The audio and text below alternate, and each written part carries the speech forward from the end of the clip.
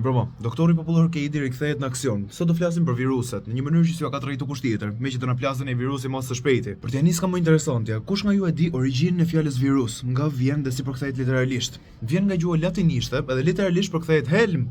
Fjala virus është helm o zemra, është një helm që ta ka futur dikush tjetër. Mund të kuptojmë shumë për fjalën nga origjina e fjalës. Tash, diçka prap shumë interesante që mund mos ta dini është shumica e viruseve, shumica përdorin si rrugë kalime për të hyrë në trupin tënd receptorët e nikotinës. Kush është ajo gjë që i bllokon receptorët e nikotinës? Nikotina. Duhani dëmton rënd shëndetin, jo kur ke virus, se të bën mirë kur ke virus. Nëse, për të kaluar te item tjetër, e marrni mend nga shkolla, mos ju e kanë trajtuar për një organ të panevojshëm që ka trupi i njeriu, edhe nëse e heq me operacion nuk gjen asnjë gjë që quhet apendiciti, edhe shumë njerëz e kanë heq. Kohët e fundit kanë zbuluar që nuk sheka i panevojshëm, që ka i nevojshëm. Qofse nuk do ishte i nevojshëm, nuk do e kishim, a kupton se nuk funksionon ashtu, as evolucioni as Zoti o zemra. Po që nëse që ka i nevojshëm, sepse mban stabil mikrobakteret e mira të barkut tat. Kështu që shkakton rritjen e imunitetit ose mbajtjen stabil të imunitetit, kështu që ndihmon me viruset. Por ty ta kanë hequr o zemra. Nuk e di si e gjykoni ju, po mua më duket nganjëherë se këto tipa që shkruajnë këtë shkencë nuk duan të mirën tate, duan që ti të marrësh virus. Mos nga që duhet të çiti ilaçe, diçka tjetër që të ndihmon në trajtimin e viruseve janë bajamet. Keni parasysh bajamet të fyti që zmadhohen kalamajve shkaktojnë temperaturë? Nga që shkaktojnë temperaturë, doktori thotë hiqja bajamet, se janë panevojshme. Bajamet mbledhin shumicën e pislliqeve që futen përmes gojës, sidomos viruset. Kupton çfarë do të them, nuk janë panevojshme ato. Edhe ngritja e temperaturës shkaktohet nga bakteret e virusit që ka trupi mrena. Është mënyrë automatike temperatura e trupit për të rritur temperaturën që të vrasë bakteret. Çfarë po ti jep ilaç që ta uli temperaturën? Nise, prap, e kuptoj për të kaluar te gjë tjetër. Diçka tjetër prap që të ndihmon në trajtimin e viruseve në mënyrë indirekte janë pasja e dhëmbëve të pjekurisë. Keni parasysh dhëmbi i fundit që rritet nga herë shtrembët, shkakton inflamacion, trashje të gojës, domethënë shkakton temperaturë, probleme të tjera. Dentisti mezi pret me thon hajt ta hiqim. Në vend që të trajtojmë temperaturën, hajt ta hiqim dhëmbin fare, e kuptoj. Po që nëse dhëmbi i pjekurisë përmbaj diçka mrena që quhet qeliza burimore, ndihmojnë egrën në ripërtëritjen e indeve, si për shembull indet qelizore, muskulare, lidhore, mendore, e kupton, nervore.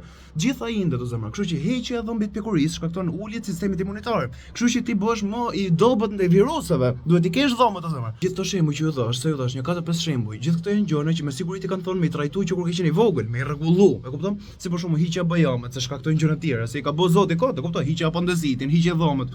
Këto është sikur duan që ti ta kapësh virusin, jo të mos ta kapësh. Mos e ky ishte plani që në fillim, mos e pranoi krijuan viruset, se është krijim njerëzor, nëse nuk e dini. Sa për dienin tuaj, ajri që ju thithni nuk është thjesht ajër. Ajri përmban informacion brenda, përmban koshiencë brenda, domethënë është i pasur në ether. Ka informacion nga fusha elektromagnetike që na rrethon gjatë gjithë kohës. Kjo është arsye pse furnizimi me ajër në mënyrë gjatë gjithë kohës ose vdes është i nevojshëm për jetën tënde, sepse përmban informacion brenda, është furnizimi i trurit gjë e më e rëndësishme. Qofse keni majt frymën në herë në ujë, do keni vurë që gjëja e parë që dështon nuk janë mushkrit ose zemra ose veshkat, nuk bë bëm gjë. Gjëja e parë që dështon është truri, sepse kanë ndaluar furnizimi trurin me ajër, me koshiencë të re. Fillo truri të bëj lojë, humb ekuilibrin, humb memorien, merret goja, gjëra të tilla. Kështu që o zemra, me sa duket ajri bares koshiencën, e kupton? Si mund të ndërhyjmë tash të ajrit te fusha elektromagnetike rrotullnesh, për shembull me valë të wirelessit, diçka artificiale që ndërhyn te fusha elektromagnetike që ne e thithim si ajër.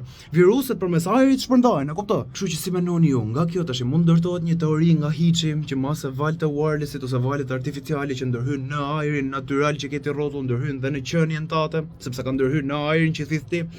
Nga e burojmë këtë gjë, zemra, po ju them ca datë, ju kam përmend këtë gjë herë tjetër, vetëm gjykojeni vetë. Quajeni rastësi po deshet, ChatGPT rastësi ka për t'ju thënë, kupton?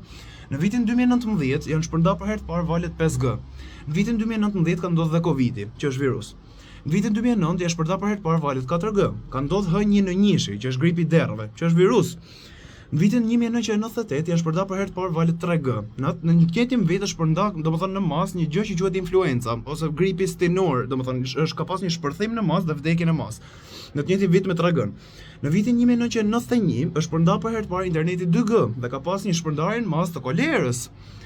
Në vitin 1979 ka ndodhur për herë të parë shpërndarja në masë e valëve 1G të internetit. Në atë vit është shpik influenca, domethënë gripi stinor ka ndodhur për herë të parë dhe ka ndodhur shpërthimi i parë në të njëjtin vit me valët 1G. Qofse shkon shumë në të kaluar, në vitin 1918 do shohësh shpërndarjen për herë të parë të valëve të radios. Çka ka ndodhur në atë vit? Gripi spanjoll, 70 milion vdekje, kupto prap virus ose zemër. Këto data që ju thash jeni të mirë prit shkoni ti kontrolloni se nuk po ju rreje, kupto këto janë datat. Siç ju thash, nëse e hidhim me ChatGPT këtë gjë do ju thotë që është komplet rastësi. Ç'a lidhje ka shpërndarja e viruseve me shpërndarjen e valëve 3G e 5G? Bie tu ja fut kot.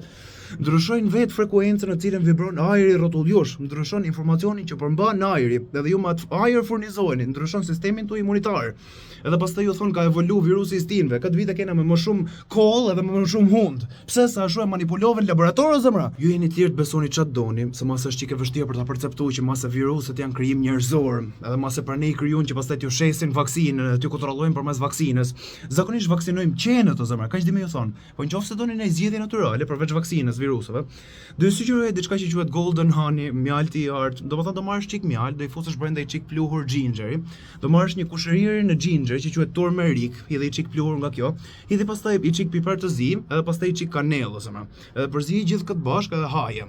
Kur ke viruse, gjëra kështu. Futi pastaj edhe i kokër qep, futi i kokër hudhër ose më, edhe ta garantoj që posa nxorë virusin nga bytha me zor, edhe çosh direkt me bë pull-ups, hajde më pështym fytyrë. Zgjedhje natyrale, e kupton? Si gjithmonë, vizita me doktorin popullor Kedi ju kushton 0 lek, se po munohet me ju ndihmu Lali. Ha shihim në nesër.